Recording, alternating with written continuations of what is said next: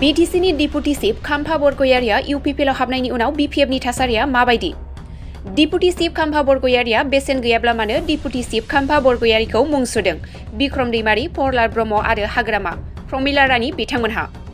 BTC-नि deputy chief खाम्फा बरगयारि बिथाङा बिपिएफनि थाखाय गिथावना जादों नामा? मानोना खाम्फा बिथाङा बिपिएफनि गोख्रोंसिन सासे दैदेनगिरि एबा नेतामोन।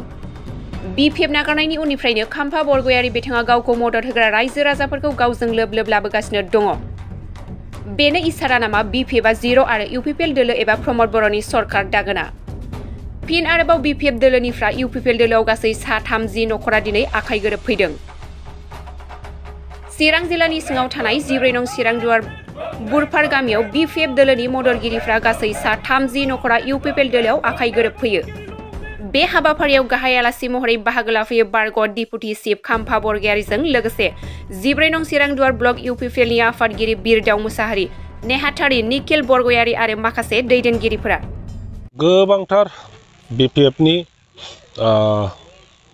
माने सापर्टार आरो वार्कारफ्रा इउपिपिएलआव फैगोन। अलरेडि फैखाबाय आरो फैबाय थागोन इलेक्शनसिम फैगोन। आरो एसेल' मानसिफ्रा बिपिएफजों थाबोगोन। आरो नैबे 14 चिरां दुवार समष्टि हिसाबै बेवहाय 80% इउपिपिएल जागोन, बाखि 20%आ बिभिन्न दल संगठनाव एसे एनै थाबोगोन। बेबायदि अबस्था। दा आङो खुंग्रिङाव दङ, खुंग्रिंनि भुरबस्ति होननाय। बेवहाय आंजों खामानि मावफानाय नैबे भुरबस्तिनि जि नखरफोर दङमोन बिथांमोना फाइनेलि डिसिसन लानानै दिनै आंजों लोगोसे इउपिपिएलआव जगदान जाबाय आरो रावबो गैला बे गामियाव। बिपिएफनि दैदेनगिरि बिथांमोना नोंथांखौ बे इउपिपिएलआव फैनायाव थारमाने भेलुलेस बा बायदि बायदि रावजों बिबुंथि लाखिबाय थादों। मालाय बुंबाय थागोन आंहा बेहाय बुंनांगौ जेबो गैया। आंखौ थाइसेल' खालामदों, बायदिसिना खालामदों। बिनि फिननाय बा बिनि बिसारखौ मालाय रायजो राजाया खालामबाय थागोन। सार, नोंथाङा जे बिपिएफनि गिदिर दैदेनगिरिमोन, बिपिएफनि सायाव दा माबा मोनसे गिदिर टारगेटफोर दं नामा? बिपिएफनि सायाव बुंनांगौआ बेनोल' जे बिथांमोननि जिथु सिन्ताधारा, बिथांमोननि जिथु खामानि मावनाय आरो हाबाफारि बिथांमोना सोलायथों। जे हारिया खौसे जानो लुबैना लुबैया, खौसे जानायनि बेलायाव बिथांमोनहा आग बारायथों। आरो खौसे जानो बा खौसे खालामनो नागिरनायावनो आंखौ बिपिएफनि दैदेनगिरिया जि दाय हमबाय, गावखौ बिटिसिनि चिफनिफ्राय बोख्लायनानै आंसो चिफ जानो नागिरदों होननानै षड़यन्त्र खालामनायनि जि आंनि सायाव दाय हमबाय, बेखौ बिसार खालामलायथों बिपिएफनि दैदेनगिरि बिथांमोनहा। आरो बिनि फिननायखौ बिथांमोनहा होथों। जे रायजो राजाफ्राथ' बयबो खौसे जानो लुबैदों। दिनै खौसे नङाब्ला जोंनि बिटिसिखौ बासायनाय, बेवहाय थानाय बिभिन्न जाति गस्थिखौ ज' खालामनानै बयनिबो जाति गस्थिनि जातीय समस्याफोरखौ समाधान खालामनायनि जों जि खोथा बुङो बे आदुरा जागोन। ओंखायनो खौसेखौ जोंनो जिखुनु किमतआव खौसे जानाया प्रयजन दं। प्रहलाद बिथांमोना नोंथांखौ माखासे मेथाइफोर बर'नि दिहुनजानाय मेथाइफोरजों रुजुनानै माखासे बाथ्रा बुंथिदों सार। आंबो नुदों, आं मिन्थिया गान्दौला राजाया मा, आं मेथाइखौबो खोनाफेरनो मोनाखै। आंखौ थाइसेल' खालामदों। मानो खालामदों? आंखौ गिदों। आंखौ माने बिपिएफनि जमनि मिनिंखौथ' मिन्थिगौना, बे रोखोमै लादों। आरो जानोबो हागौ जे दिनैहाय समनि थोननाय रायजो राजानि सिन्ताधारा बयनिबो आसायानो जादों जे बिटिसिआव राजनितिक भाबै जोङो एकत्रित जानांगौ। आरो एकत्रित जानांगौब्ला मोननै मोनथाम दलाव थानानै जाला। ओंखायनो मोनसे दलावनो ज' जाथोंसै, इउपिपिएलआवनो ज' जानानै जों खामानि मावनो प्रयजन दं। दा बिथांमोनहा जिहेतु खौसेखौ लुबैया आरो गावसोरनि राजनितिक स्वार्थनि थाखायल' सिन्था खालामो, बेनि थाखायनो बिथांमोनहा आंनि सायाव बायदिसिना जि माबा मोनसे मोनोब्ला, आंनि उइकनेस माबा मोनसे नुयोब्ला बानायै खोथा बुंनो नागिरदों। दिनै नोंथाङा सोरनि नामखौ लादों?